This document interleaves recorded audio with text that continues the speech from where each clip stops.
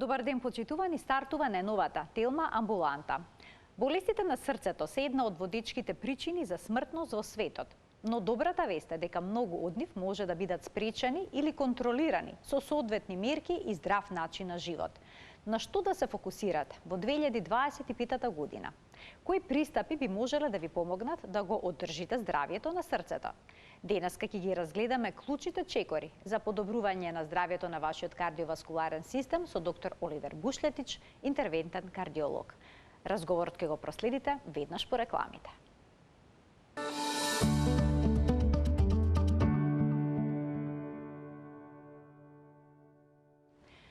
Во петочното издание на Телма амбуланта, кое го реализираме во соработка со клиничката болница Жан Митрев, ќе зборуваме за начините за одржување на здравието на срцето и крвните садови. Гостин во студиото ни е доцент доктор Оливер Бушлетич, интервентен кардиолог. Секако во клиничката болница Жан Митрев. Добре ни дојдовте, докторе, во студиото на Телма. Добар ден.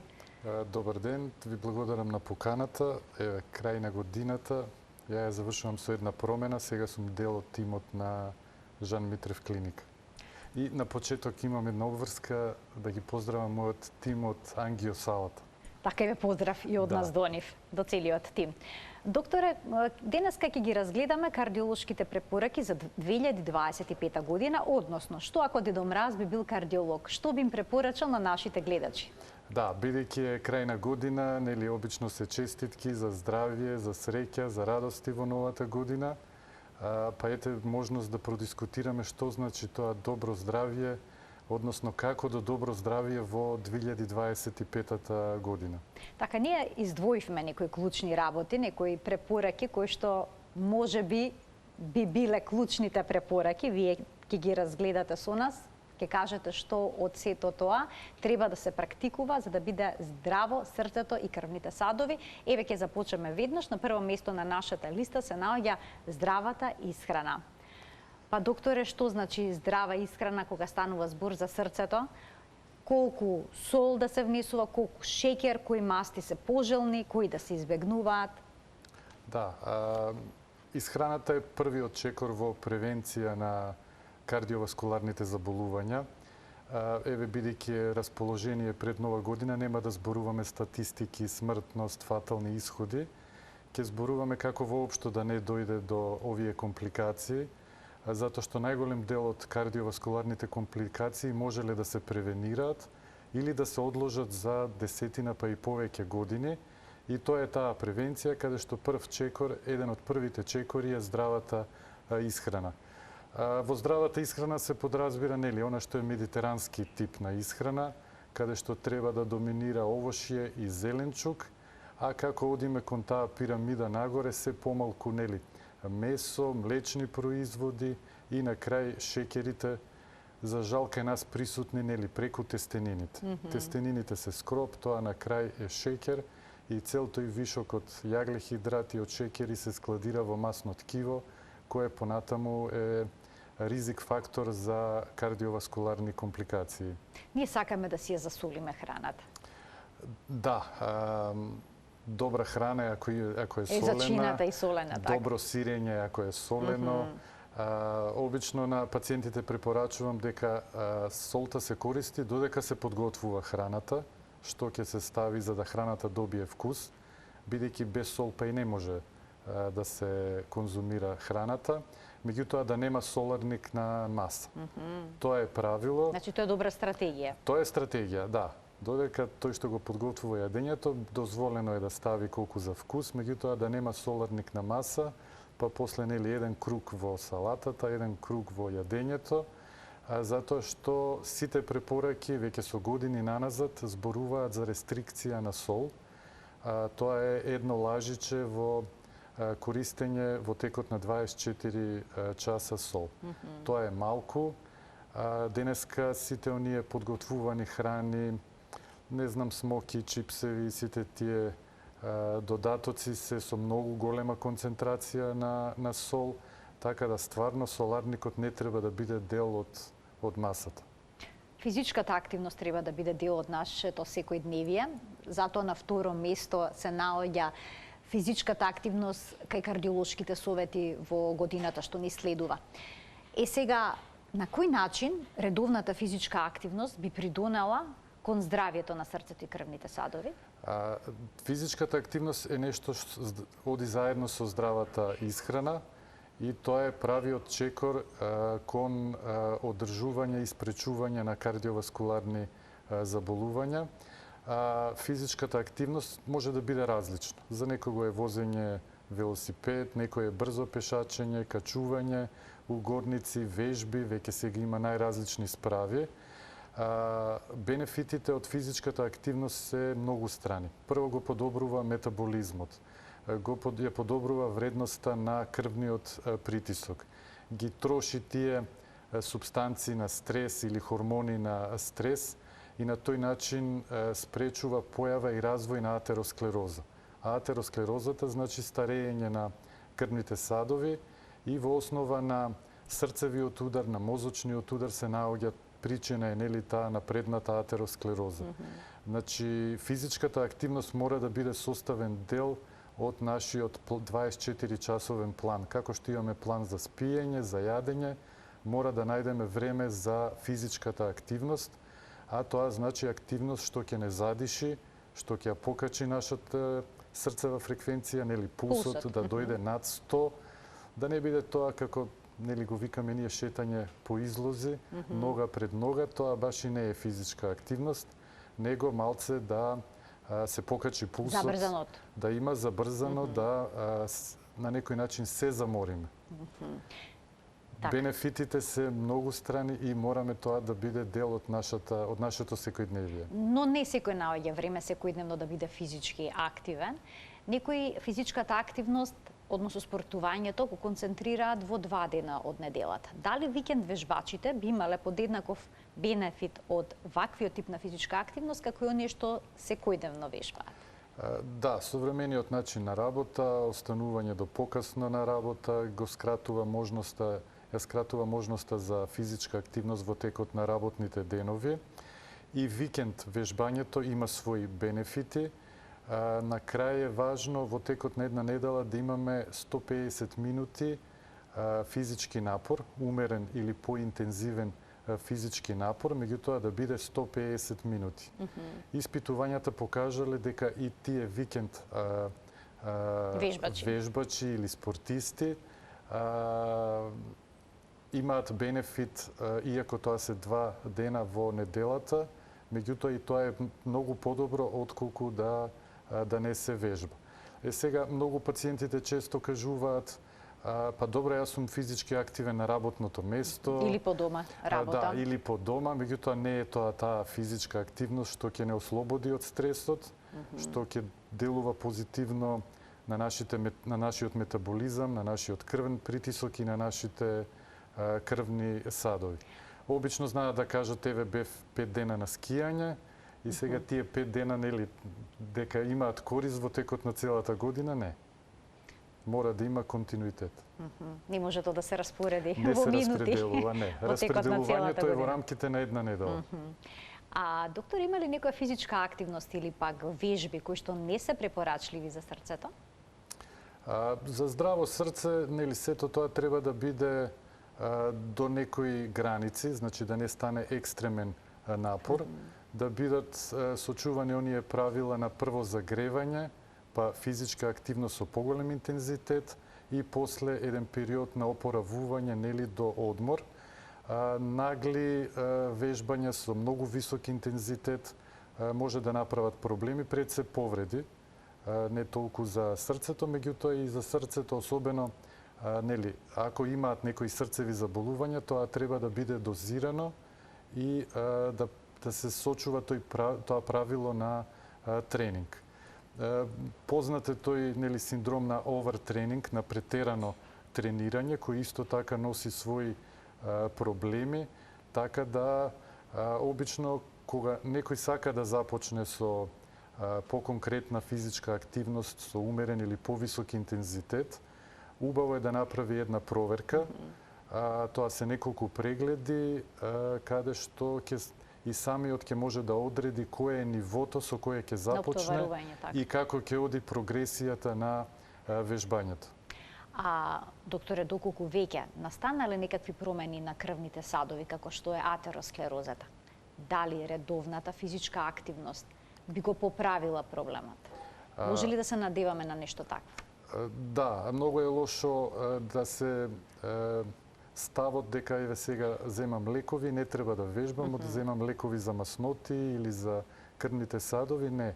Физичката активност и внимавањето на исхраната заедно со солта е секогаш заедно со терапијата со лековите, сигурно дека ќе помогне тие ризик фактори да бидат подобро и оптимално регулирани. Но ако има еднаш настаната атеросклероза на крвниот сад, дали е тој процес повратен? Може ли да се елиминира на некаков начин? Прва цел на веќе тоа е секундарна превенција, значи болеста се појавила, промените на крвните садови се појавиле.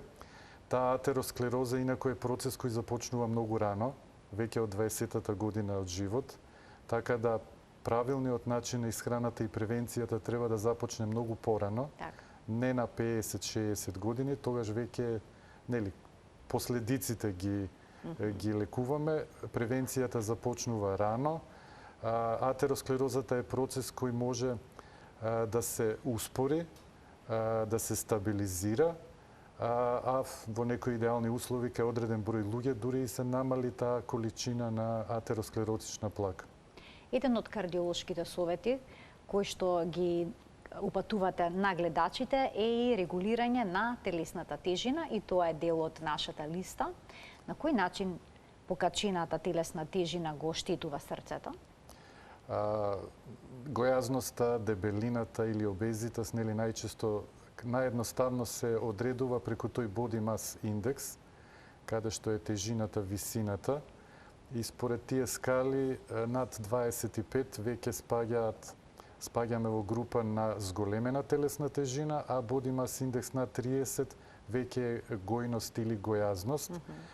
Дебелината оди со нарушување на метаболизам, со нарушување на метаболизам на шеќери, значи развој на преддиабет или диабет, на шеќерна болест, води кон покачување на крвниот притисок, а тоа уште ако е придружено заради дебелината помала физичка активност, ако е кон тоа имаме додадено и цигарите, пушењето, веќе ги имаме сите ризик фактори за лоша прогноза, за висок ризик од кардиоваскуларни компликации. Така, значи да им посакаме на гледачите здрава, оптимална телесна тежина. Да. Но тоа понекогаш може да биде проблематично кај жените кои што се во период на перименопауза и менопауза, кога едноставно тие се борат со проблемот, со тежината и секоја година накачуваат по килограм или два. Што може кај нив да се направи? Зголемената телесна тежина нели го зголемува ризикот. Многу е значајно да се внимава. Денеска е нели во светот има најразлични методи, упатства, па веќе и терапии кои помалку или повеќе успешно помагаат во намалување на телесната тежина.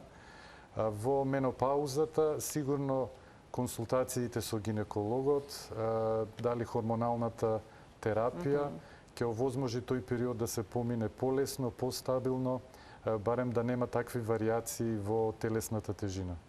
Ригорозните диети можат ли да остават некакви последици или пак сепак би биле бенефитни, односно би имале корист од нив, бидејќи ќе дојде до регулација на телесната тежина? Ригорозните диети знаат пациентите да се пофалат дека за 3 месеци 15 кила ослабеле, меѓутоа за жал многу мал дел од нив после ја одржуваат таа телесна тежина, така да диетата треба да биде програмирана да стане дел од навика во однос на исхрана, во однос на физичка активност, и тоа да биде сигурно дека постепено, веројатно ќе доведе и до подолготраен ефект од диетата, отколку нагли диети, а после враќање па дури и надминување на претходната телесна тежина. Така да многу не ги препорачувам тие ригорозни диети. Секогаш е прашањето од пациентот која диета е добра. Ја обично на шала знам да им кажам се што е вкусно да не се јаде и дека таа диета носи резултат. Тоа треба да биде еден програм долготраен за да се намали телесна тежина и програм да се одржи таа телесна тежина. Дали точно дека е најпроблематична стомачата дебелина и дали стомачата дебелина на некаков начин е поврзана со кардиоваскуларното здравје? Стомачната дебелина е параметар кој го одредува кардиоваскуларниот ризик фактор. Со последните препораки, струк, обим на струк над 94 см за мажи и над 80 за жени, веќе спаѓа е знак за зголемен кардиоваскуларен ризик. Тоа е пред се поради таложење на мастите во таа стомачна дебелина или тој пивски стомак кај мажите. Тоа зголемена количина на масно ткиво го нарушува метаболизмот, создава други проблеми кои индиректно укажуваат на зголемен ризик. Така да телесната тежина може да биде добра, меѓутоа и обимот на струкот треба да биде регулиран.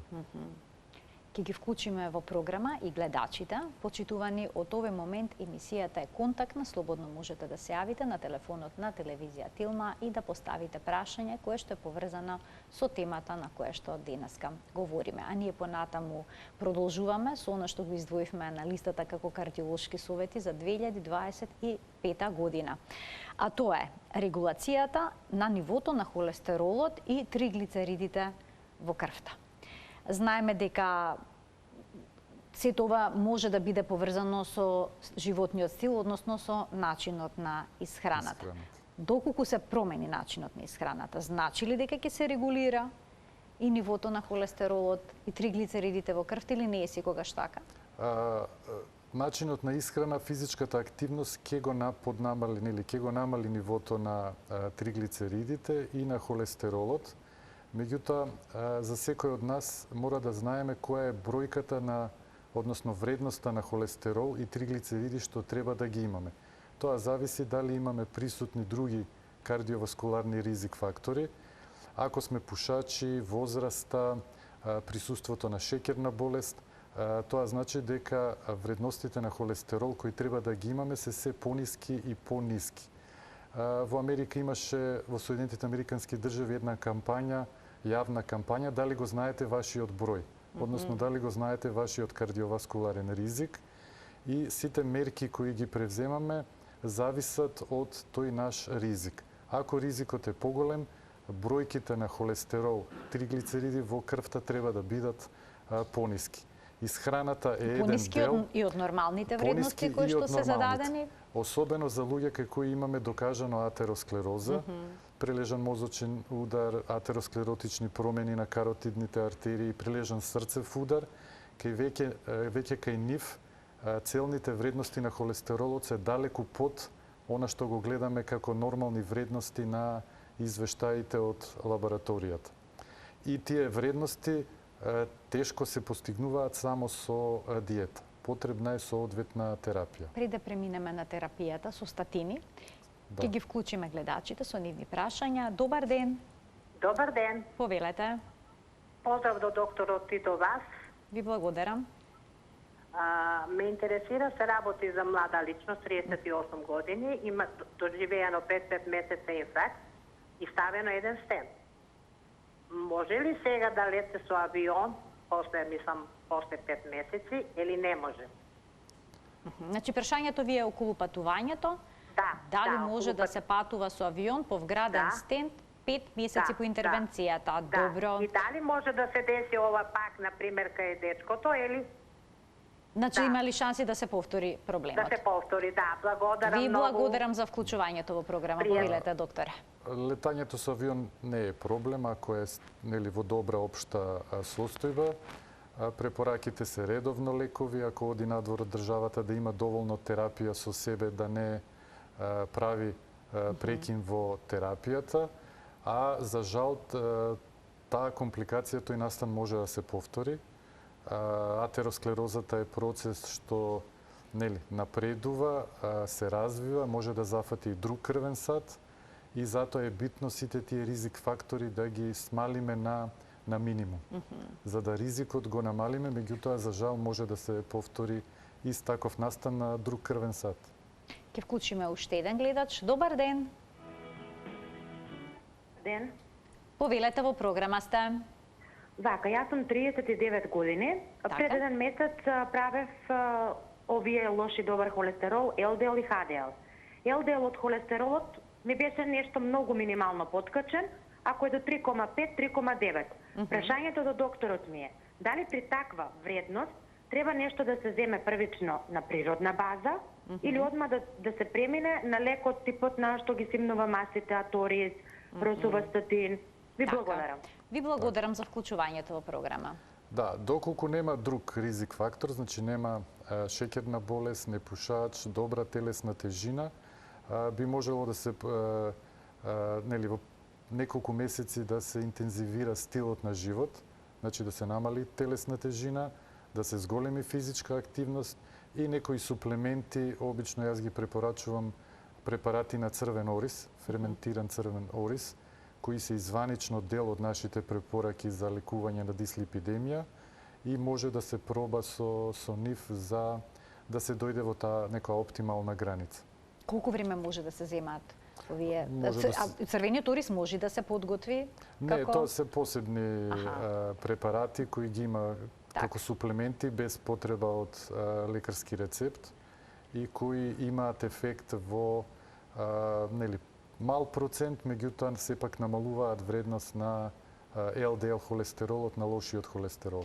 Со слатините не треба да се брза, Па на предпоставувам. ваква бројка 3,9, ако нема други ризик фактори, вреди да се проба со стил на живот и со суплементи. А што доколку е генетски проблемот, Кај- некои луѓе си имаат едноставно подвисоки вредности на холестеролот и покрај тоа што се слаби и што правилно се хранат? Да, утрово имав во амбуланта 28 годишен пациент кој има фамилиарна дислипидемија, тоа е генетско нарушување, каде што и најидеално да се храни црниот дроб ќе ги создаде тој холестерол и тие триглицериди, кај него беше мешана хиперлипидемија. Таму веќе само со високи дози на лекови, како што се нели прв чекор статините, сега има и комбинација од два лека кои се ефикасни и ги намалуваат 50 па и повеќе од 50% вредностите на холестеролот и на триглицеридите. Пред да преминеме на статините, ќе им дадеме предност на гледачите. Имам уште две прашања од гледач. Добар ден за следниот гледач. Добар ден. Повелете. Ве слушаме одлично во програма. Добар ден. Добар ден. Да прашам доктора, јас сум 75 години, Така. а операција сам правена на 26 февруари. Ќе направам една година. Дали можам да возам точок? Дали можете возите точак, а каква операција имате направено? Имам стен и два байпаса. Стент и 2 байпаса, ви интересира каква физичка активност можете да имате и дали можете да возите велосипед, ако добро ве Да. разбрав. Така, добро ви благодарам за вклучувањето во Чекајте програма. малку, а шекери не чув шекери, дали е дозволено и шекер?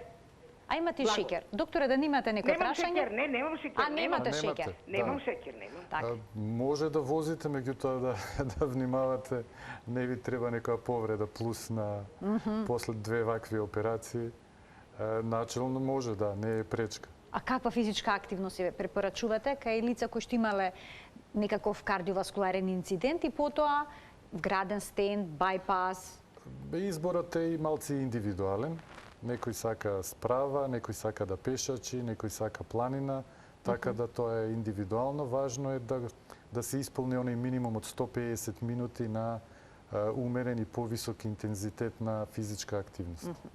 Значи нема некоја физичка активност што би била забранета? Што би... Не. Предпоставам кривање на тежина, Не, тегови, тоа нешто такво, зборуваме тоа е. за физичка активност, нели, кардио вежби, тоа значи движење, оние изотонични вежби на дигање тегови. Сега со последните препораки се препорачува да има одреден број на минути и на такви вежби, за да се зацврсти мускулатурата, да се одржува мускулатурата и тоа е исто дел од физичката активност. Така, значи велосипед е прифатливо, но да Прифатливо. внимава гледачката да не настане некоја повреда, Да, затоа што знаеме како се вози, да низ каков е градот. сообраќајот Јасно. на нашите улици. Уште еден гледач ке вклучиме. Добар ден. Добар ден. Повелете. Го очекуваме вашето прашање, во програма сте. Добар ден. Добар ден. Поздрав до вас, до докторот. Ви благодарам. Јас сум срце болесник. Така? Пред година дена ми вградија песмейкер во срцето. В последно време и добивам вртоглавици навечер во спиењето. Од што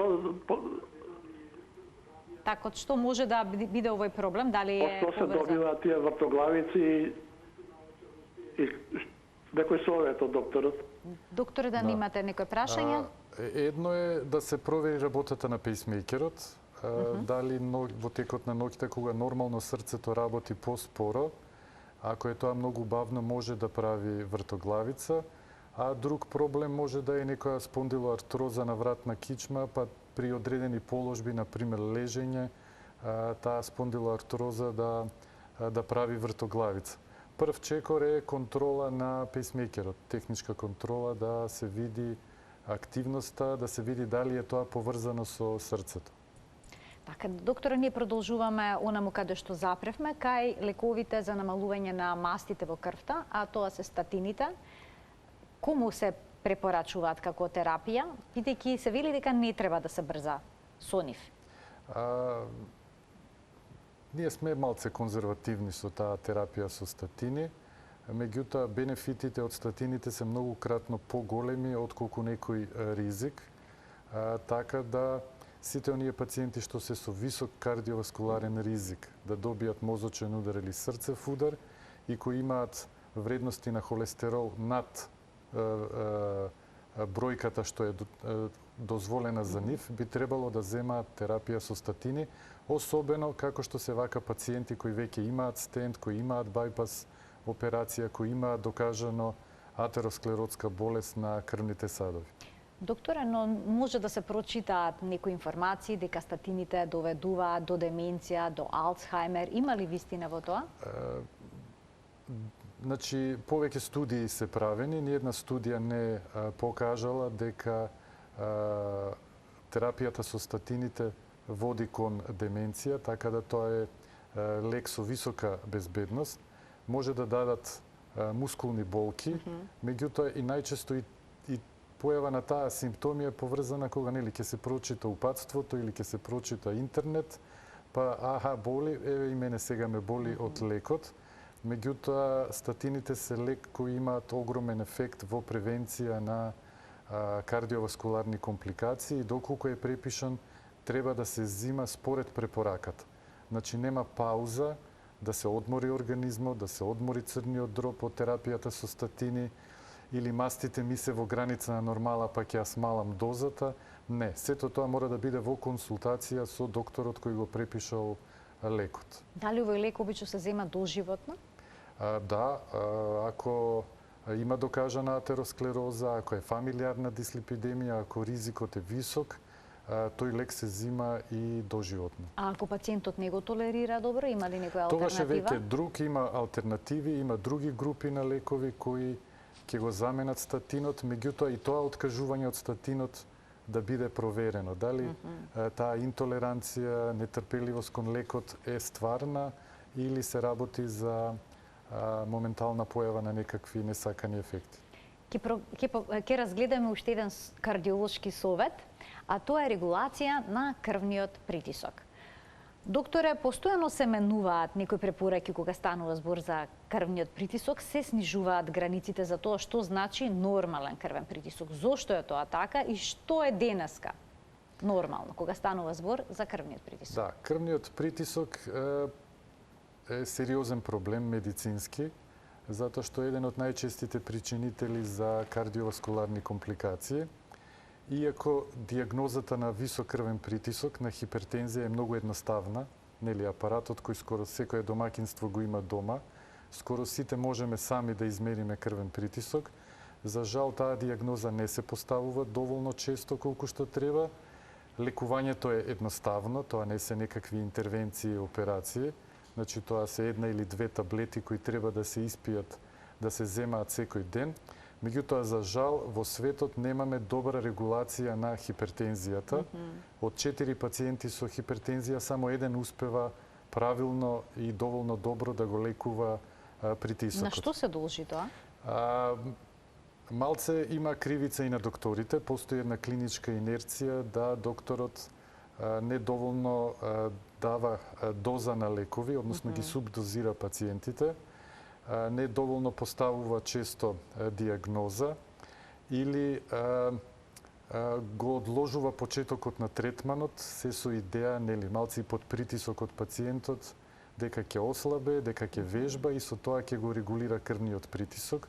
Да, тоа е првиот чекор е стилот на живот, меѓутоа кај најголем дел од пациентите потребно е да се зима редовно терапија и тоа најчесто по 2 лека. Со еден лек по правило тешко се регулира хипертензијата. Што значи регулација на хипертензија?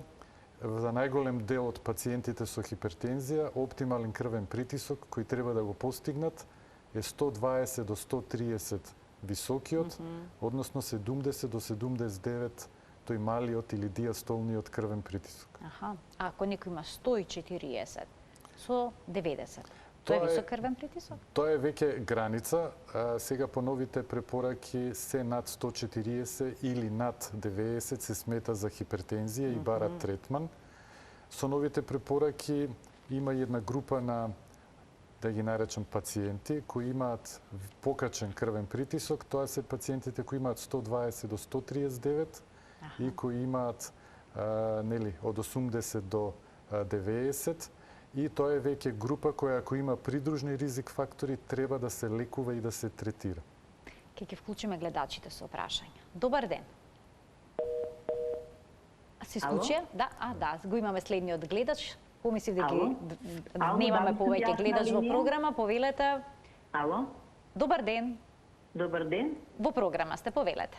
Добар ден. Докторот спомна дека за намалување на триглицериди и холестерол препорачува екстракт од црвен орис.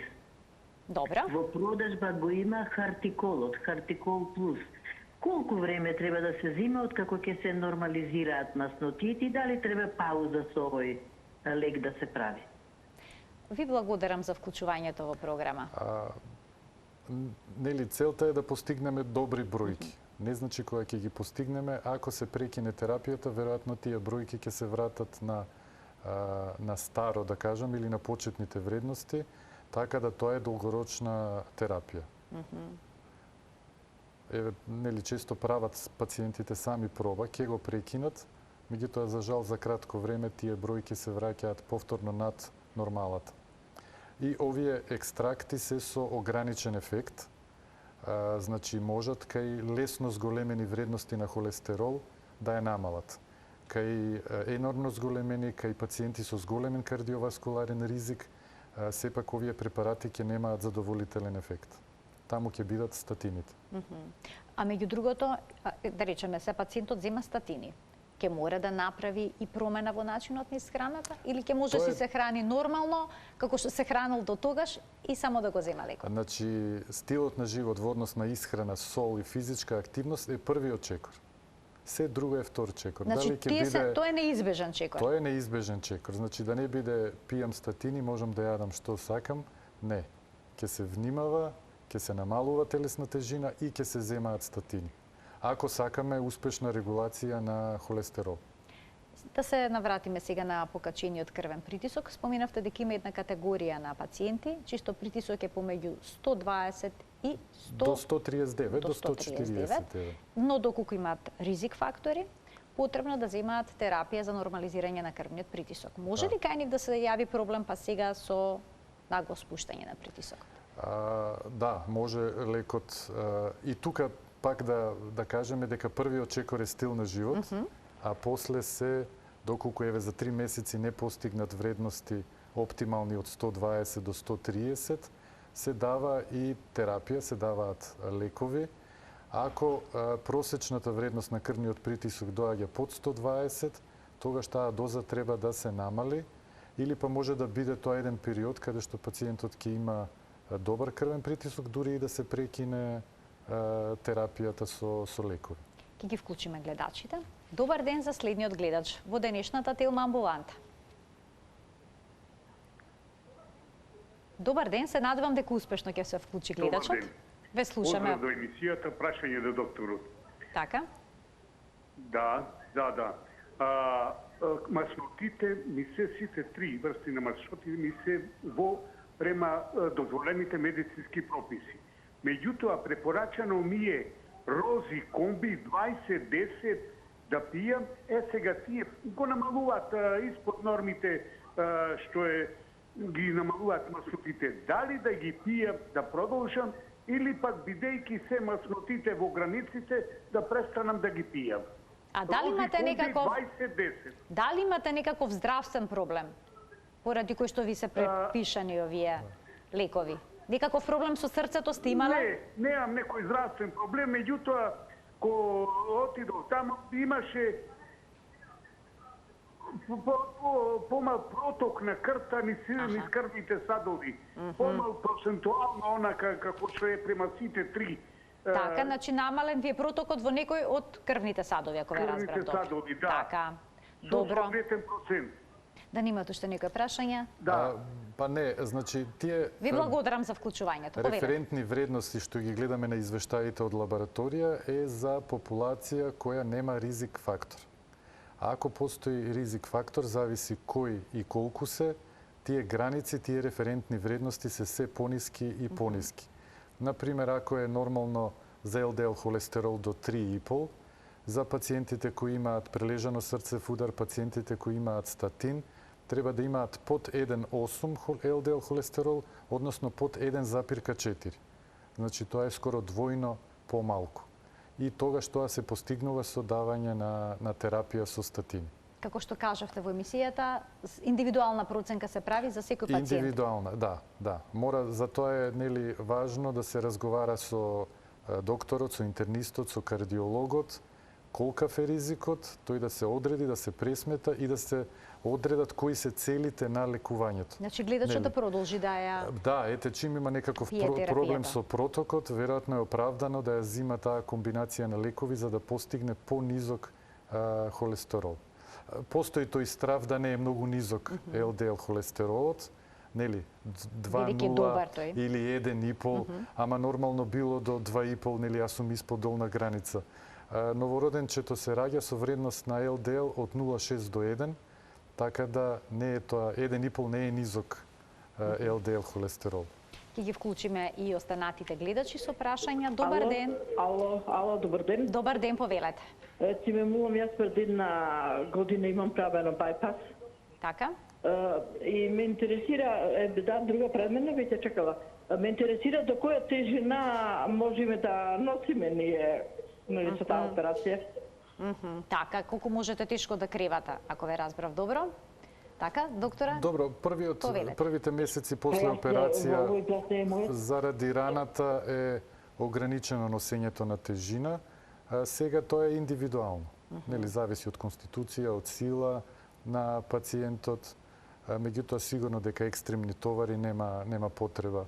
Но она што е секојдневие до продавница... Да, може ли да се испазарат со торби да се вратат дома? Да, тоа што е секојдневие е дозволено.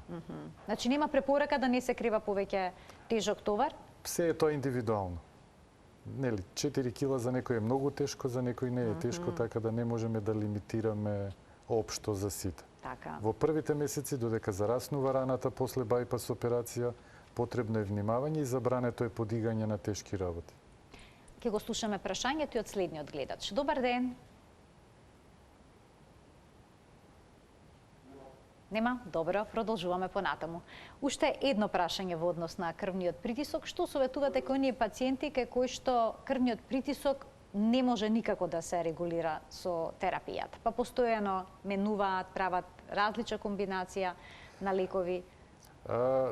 Многу е важна упорноста, многу е важно придржување кон режимот на препишаната терапија. Значи, лековите се зимаат редовно, да не биде денеска крвниот притисок е добар, нема да го испијам лекот, затоа што после следните неколку дена тој ќе биде висок. Лековите се зимаат секогаш во правилна доза и да се внимава да бидат во ист временски период.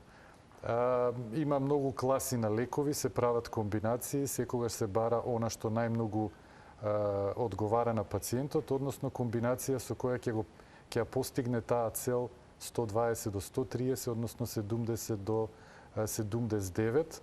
За жал има на има и пациенти, тоа е така наречена резистентна, отпорна хипертензија, Кои што не реагираат на лековите? Едноставно не можеме да постигнеме сакани ниски вредности на крвниот притисок и покрај тоа што примаат 3 и 4 лекови. Ке вклучиме уште еден гледач. Добар ден. Ало. Добар ден за следниот гледач во денешната Телма амбуланта. Повелете. Добар ден. Повелете, го очекуваме вашето прашање. Ме слушате, така? Да, одлично ве слушаме. Па сега вака, доктор, да опрашам.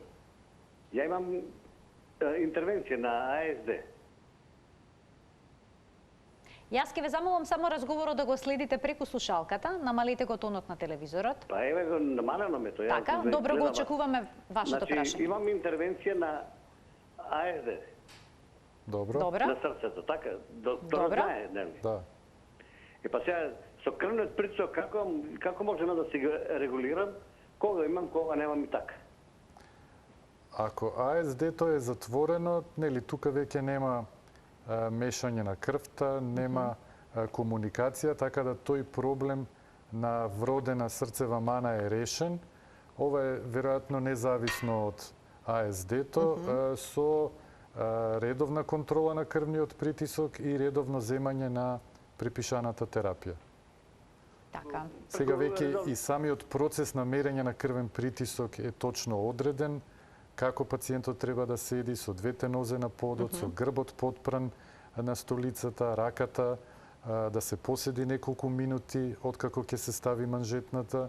Потребно е секогаш да се измери 2 пати, па да се запише средната вредност. Колку пати во текот на денот тоа да се прави? Препораката е обично наутро кога ќе се стане пред да се земат лековите и по можност, ако може вечерта околу 19-20 часот, уште еднаш.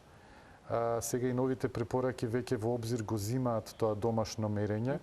Значи, ни е многу важно да следиме ефектот од терапијата, затоа што вредностите на крвниот притисок во болница се секогаш малку или малку повеќе повисоки.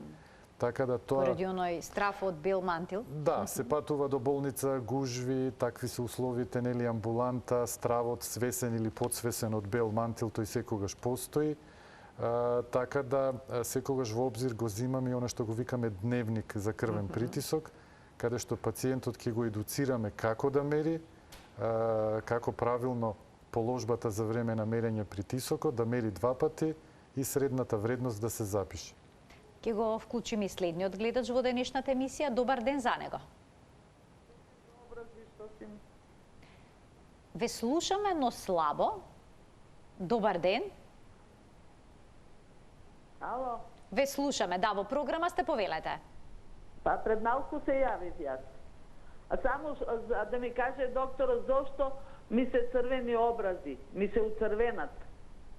Имате црвенило во образите? Да. Па се сомневате, претпоставам, ова да не е поврзано со срцето и крвните садови? Да. Добро, ви благодарам за вклучувањето во програма. Може ли ова да биде поврзано со кардиоваскуларниот систем?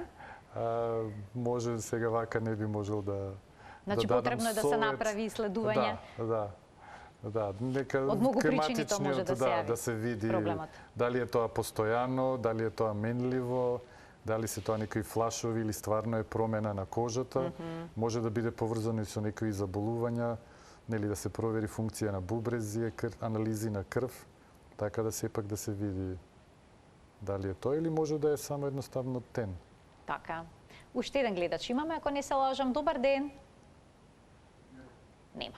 Во ред, продолжуваме понатаму, зборувавме за покачениот крвен притисок, но што е со нискиот крвен притисок? Дали тој може да создаде некакви проблеми со срцето и крвните садови?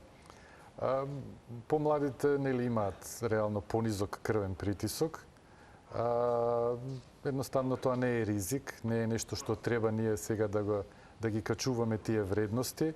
Кај луѓето кои земаат терапија и кои имаат крвен притисок под 120 или под 110, зборувам просечни вредности, не поединечно мерење, него ако просекот е под 120 или под 110, веројатно треба да се намали дозата на антихипертензивна терапија. Затоа што не е препорачливо и да е толку низок крвниот притисок. Одиме понатаму.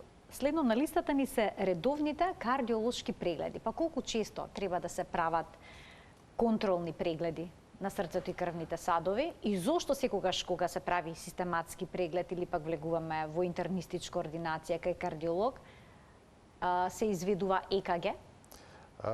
Да, нас ЕКГ-то ни е основната диагностика, основната метода на испитување. Превентивните прегледи, зборувам нели кај општа популација, каде што нема докажано заболување, би било добро еднаш годишно. После 40-та, особено после 50-та година, веќе тие бројки со начинот на живот, со ризик фактори кои нели едно воздушно загадување сега во сите наши препораки стои како ризик фактор, на пример за срцев удар, за висок крвен притисок. Така да од 40-та, а обавезно од 50-та година од животот, еднаш годишно превентивен кардиолошки преглед. Тука е нели мерење на крвен притисок, електрокардиограмот или скратено ЕКГ. ЕКГ-то ја покажува електричната активност на срцето и многу аномалии, многу заболувања се гледаат на многу едноставен начин или на таа лента што ја сликаме. Со тоа што и ЕКГ-то не секогаш ќе покаже одредени болести на срцето. Значи може да имаме добро ЕКГ, да, а болест на срцето? Може да имаме идеално ЕКГ, меѓутоа кога го правиме обичното ЕКГ, нели пациентот лежи, мирува, потребите на срцето тогаш се мали и не секогаш ЕКГ-то ќе покаже. Меѓутоа заради тоа ако постои некакво сомнение или ако пациентот има зголемен ризик, препорачуваме коронарен стрес тест.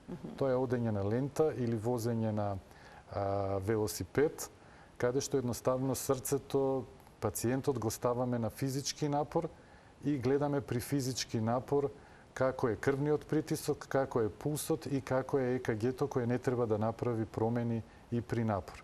И стрес тестот е исклучително добра, едноставна метода која ни дава многу податоци и може да открие многу заболувања.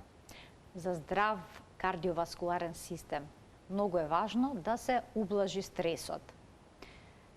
Не сите можеме да го избегнеме стресот, тоа е дел од секојдневието, но што можеме да направиме за да ги минимизираме последиците од него? Да, стресот е нешто што не можеме да го измериме, што делува на нас, делува кумулативно, се собира. Сите наоѓаме некаков начин да го намалиме тој стрес, да се ослободиме и да го спречиме и не е можно веќе во нашето секојдневие и професијата. Секој од нас мора да најде начин како да се релаксира. Дали е тоа нели физичката активност е сигурно еден од одличните начини за намалување на негативните ефекти од стресот. Некој е хоби, домашни животни, нели. Сите индивидуално треба да најдат начин. Меѓутоа стресот е нели ризик фактор кој често пати не го гледаме, не го приметуваме и не можеме да го измериме. Крвниот притисок ќе го измериме, меѓутоа стресот не. Меѓутоа, еве пак ќе ве прекинам, коронарниот стрес тест е начин да се проверат последици, ефекти од тие негативни влијанија. Сега веќе има нови генерации со посебни софтвери, како што е HyperQ стрес тестот, каде што можат и тие промени кои обично не се гледаат на ЕКГ-то, тие анализи на електричната активност да укажат на пореметувања многу порано пред да настанат значајни клинички промени. Докторе, продолжуваме понатаму. Прекин на пушењето, на пиењето алкохол и добар сон.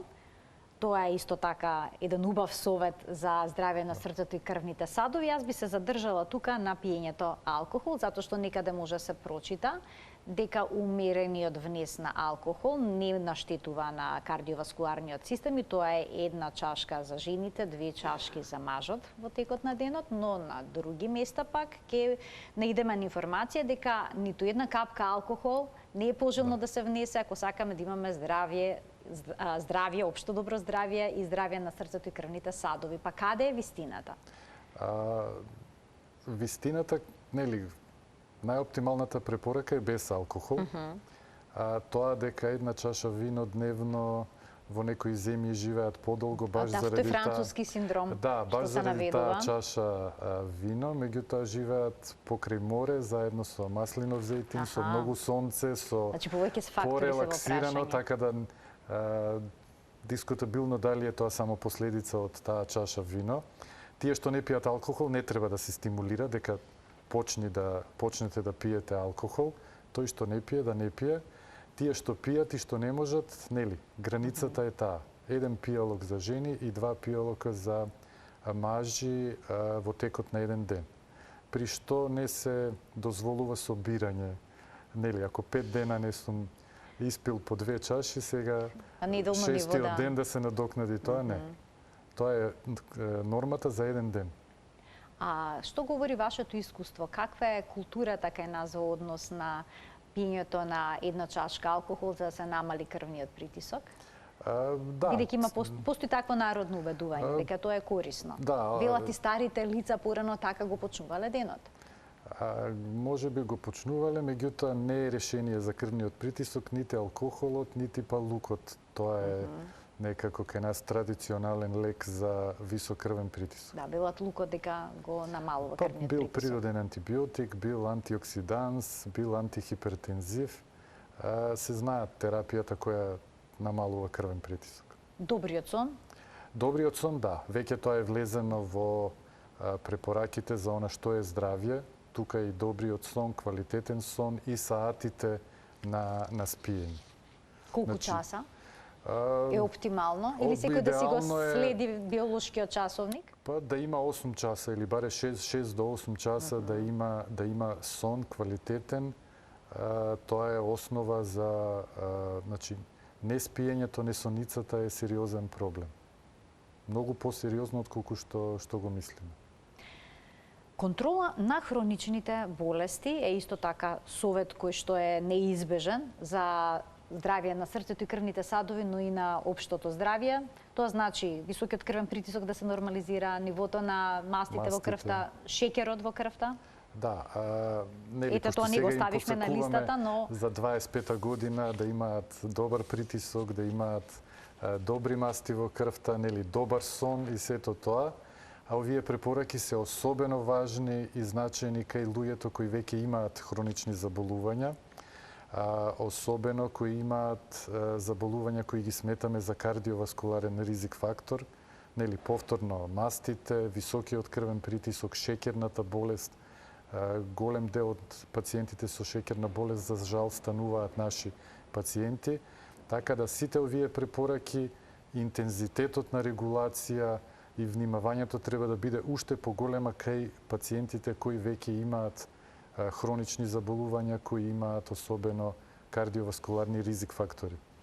И нашата листа заокруживме со советот кој што вели: информирајте се од релевантни извори. Многу често кога луѓето имаат некаков здравствен проблем, советот го бараат во групите на социјалните мрежи. Или во оние кратки видеа кои што се појавуваат на Инстаграм, каде што секој може да сними некаква препорака и насока за здрав живот или пак за некаков третман. Па да, на секоја вест што ќе ја побараме на интернет, доле има веројатно 10 линка поврзани за совети како до подобар притисок, вашиот доктор не ви ја кажува вистината, пробајте ова, пробајте тоа.